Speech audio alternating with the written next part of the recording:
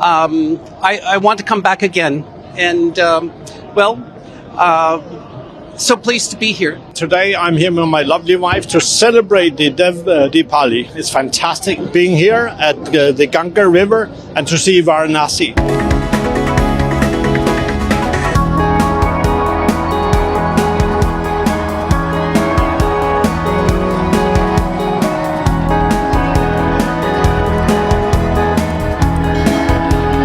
सत्तर देशों की उपस्थिति एक साथ प्रधानमंत्री जी के कारण काशी में हुई है। इसके लिए प्रधानमंत्री जी का आभार और जितने भी आगत अतिथि हैं उनका देव दीपावली के इस कार्यक्रम में बाबा विश्वनाथ के इस पावन धाम में I don't know what to say, but I really appreciate, especially the government of India, to invite us to come and witness such kind of events, which is so good. I'm so impressed. आपने देखा होगा कि India का कोई भी त्यौहार आ जाए, होली आ जाए, दिवाली आ जाए, उनका 15 अगस्त का मौका हो, पूरी दुनिया में इंटरनेशनल लेवल पर उनके इन त्योहारों को सेलिब्रेट किया जाता है। जब भी आप किसी कल्चर, और इंडियन कल्चर बड़ा डोमिनेंट कल्चर है, आपको बताऊं कि दुनिया में जो ये हिस्ट्री है इस बेल्ट की, मैथोलॉजीज की बड़ी पुरानी है इंडियन कल्चर की। अब मोदी साहब ने जी सूट पहना जो कि उन्होंने पहन के इस तरह लग रहा था जिस तरह टॉम क्रूज है वो। अगर हम अपने पहनने ओढ़ने खाने पीने को कंपैरिजन कर रहे हैं इंडिया के साथ, तो आपको नहीं लगता कि 95% हम इंडियन कल्चर से इंस्पायर हैं और हमने उसी को ही अडॉप्ट किया हुआ है। इंडियंस जब मुसलमान हुए और इस्लाम हमारी जिंदगियों में दाखिल हुआ तो ना हम तितर रहे ना बटेर रहे। आपको बड़े लोग कंफ्यूज मिलेंगे। नमस्कार दोस्तों आप सब जानते हैं भारत के इंडिपेंडेंस डे को पूरी दुनिया ने अच्छे से सेलिब्रेट किया और दुनिया भर के 160 देशों ने इंडिपेंडेंस डे की शुभकामनाएं दी भारत को। लेकिन दोस्तों दुबई ने भारत के इस इंडिपेंडेंस डे के लिए एक बहुत ही खूबसूरत सा ट्रिब्यूट दिया। पहले हमने देखा कि भारत के झंडे को दुनिया की सबसे बड़ी बिल्डिंग बुर्ज खलीफा पर लगाया गया और दोस्तों अब ये भी खबर सामने आ रही है कि दुबई के प्रिंस दुबई के पुलिस के साथ मिलकर के भारत के लिए एक रैली निकाली गई जिसमें वे अपने कार्स को तिरंगे के रंग से रंगा गया और खुद भी वे तिरंगे को लिपट लिए। दोस्तों ये दिखाता है कि दुबई के लोग भारत से कितना प्यार करते हैं और वे भारत के लिए कितना कुछ कर रहे हैं। वहीं दोस्तों दूसरी तरफ हमारा पड़ोसी पाकिस्तान जो हमेशा ये कहता है कि वो एक इस्लामिक देश है और उनके पीछे 57 इस्लामिक देश खड़े हैं, लेकिन दोस्तों कोई भी इस्लामिक देश पाकिस्तान के लिए आज तक किसी भी तरह का प्रोटोकॉल नहीं दिया। तो चलिए दोस्तों इसी पर आगे पाकिस्तानी मीडिया का रिएक्शन देखते हैं। मैं भी बेचारे बने हुए इतने हम हैं नहीं, but yes we can do this better, बजाय इसके कि हम उसको मतलब जब हम शबरात देख लें या दिवाली देख लें उन दोनों का हम ओवरलैप कर लेते हैं।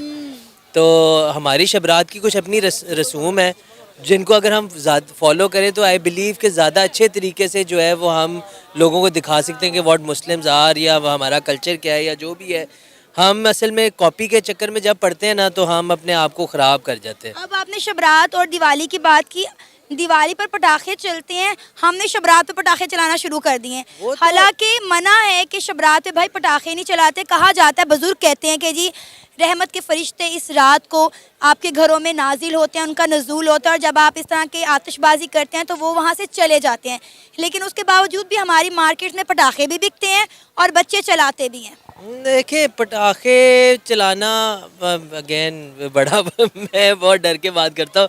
पटाखे चलाना बुरी बात नहीं है, बट रोका इसलिए जाता है कि ज़ाहिरी बात है शबरात एक इबादत की रात होती है, तो उस पे जब बुज़ुर्ग बैठे इबादत कर रहे हैं और बाहर बच्चे पटाखे चला रहे हैं तो बुज़ुर्गों की इबादत डिस्टर्ब होती है। तो वो ज़ाहिरी बात है उन्होंने एक पर्सपेक्टिव से इंसान को समझाने के यार ना है बच्चों को, तो आपने ये नहीं कह सकते यार मैं नमाज़ पढ़ता हूँ पटाखे बंद कर दो, तो आप उनको एक ले जाते हो कि यार गुनाह मिलेगा, नहीं करो, रोका जाता है। बट पटाखे चलाना इज़ पार्ट ऑफ खुशी, but yes it is borrowed from the Diwali culture. वही आप जो भी हमारा त्यौहार उठा के देखेंगी, इवन अगर आप मुहर्रम में देखें जो ये जुलूस वगैरह निकलते हैं या जो ये अलम वगैरह निकालते हैं, तो वो भी it's not part of Islam, it is a borrowed culture जो वहाँ से इंडिया से हमारे साथ इधर आया है। तो ये तो रहे। हमारा कल्चर है क्या?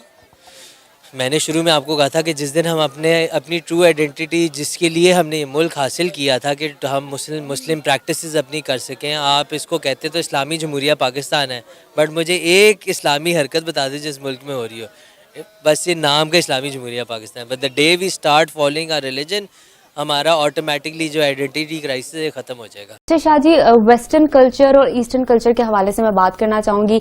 ईस्टर्न कल्चर जो फॉलो करते हैं वो ठीक है, लेकिन सोसाइटी में वेस्टर्न कल्चर भी फॉलो किया जाता है, लेकिन फिर उन लोगों को देखने का नजरिया और हो जाता है, उसके हवाले से एक बात याद रखिए कि हर कल्चर अपनी वैल्यूज से बना होता है, इकरार से बना होता है कि किसी कल्चर में इम्पोर्टेंट क्या है। देखिए, हम जो मशरकी लोग हैं ना, हम लोगों के कुछ प्रॉब्लम्स हैं, ठीक है, हमारे कल्चर को समझना तब बड़ा आसान हो जाता है जब आप इन प्रॉब्लम्स को सामने रखते हैं। अच्छा, हमारा पहला मसला ये है कि हम लोग हिंदू से मुसलमान हुए, यानी हमारा बेसिक जो पुराना कल्चर था वो इंडियन था। अच्छा, और इस्लाम हमने कबूल किया। जब भी आप किसी कल्चर, और इंडियन कल्चर बड़ा डोमिनेंट कल्चर है, आपको बताऊं कि दुनिया में जो ये हिस्ट्री है इस बेल्ट की, मैथोलॉजीज की बड़ी पुरानी है इंडियन कल्चर की। तो इंडियंस जब मुसलमान हुए और इस्लाम हमारी जिंदगियों में दाखिल हुआ तो ना हम तितर रहे ना बटेर रहे। आपको बड़े लोग कंफ्यूज मिलेंगे। वो कंफ्यूजन क्यों है कि वो आज तक ये नहीं समझ पाए कि रवायत और दीन में फर्क क्या है। हम बड़ी रवायतों को फॉलो करते हैं दीन समझ के, हालांकि दीन से उनका ताल्लुक ही कोई नहीं है। छोटी सी मिसाल मैं आपको देता हूँ। इस्लाम में गुड़ती कुछ नहीं है, ये गुड़ती आई है किसी कल्चर से। 40वां इस्लाम में कल्चरल आ गया। अच्छा। हमारी बड़ी रस्में ऐसी हैं जो कल्चरल हैं, और वो कल्चरल चीजें जोन सी हैं, रवायतें जोन सी हैं, वो हमें लगता है जैसे दीन का हिस्सा है, हालांकि वो दीन नहीं है। ठीक है। नतीजा ये हुआ कि हम लोग कंफ्यूज हो गए। हमारी इस कंफ्यूजन का नुकसान ये हुआ कि हर फिरके और हर तबके में कुछ कल्चरल चीजें ऐड हो चुकी हैं जो इस्लाम में सिरे से है ही नहीं। यानी अरब्स में वो 1400 साल से नहीं है। 1400 साल से जो चीजें अरब्स में नहीं है, हम में कहां से आ गई? हम में आई उस कल्चर की वजह से, इंडियन कल्चर की वजह से। यानी हमारे मजहबी रसूमात तमाम की तमाम अगर निकाल के देखी जाएं और इंडियन कल्चर्स की रसूमात देखी जाए तो सिमिलैरिटी है, लेकिन इस पे कोई बात नहीं कर रहा होता। क्यों बात नहीं करता? कि हम लोग बस परफॉर्म करते जा रहे हैं, कोई रुक के देखने को तैयार नहीं है कि ये जो एकदम से मिलावट हो गई है रवायत की या कल्चर की या रीत की, ये कहां से हो गई है, इस पे कोई बात करने को तैयार नहीं। अच्छा, अब आते हैं वेस्टर्न्स की तरफ। अच्छा, उनके यहाँ जो रिलीजियस होना है वो एक सेपरेट मैटर है, ठीक ये जाती मसला है, ठीक है, स्टेट अफेयर नहीं है। वो कह रहे हैं जी रिलीजन एक अलग चीज है और आपकी जो जाती जिंदगी है वो एक अलग चीज है। ठीक है कि नहीं? आप रिलीजन और स्टेट को इकट्ठा नहीं करेंगे, उन्होंने सेपरेशन कर दी। उससे हुआ ये कि वहां पर आपको कंफ्यूजन नहीं मिलती। हम लोग कंफ्यूज ज्यादा हो गए। हम लोग आज तक समझ नहीं सके कि मुल्क बना इस्लामी और इस्लामी निजाम हम ला नहीं सके। जमहूरियत हमारी कामयाब नहीं होती, कभी मार्शल लॉ आ जाता है। ये सारे जब ब्लेंड्स आपके पास आए कि अब एक दहाई ऐसी थी जिसमें आप ये साबित करने की कोशिश कर रहे थे कि तालिबान बिल्कुल ठीक है, और एक वक्त आया कि आप उन्हें मार भगाने की कोशिश कर रहे हैं और आप कह रहे हैं अब ठीक है। तो ये हमारी जो पॉलिसीज ठीक नहीं बन सकी।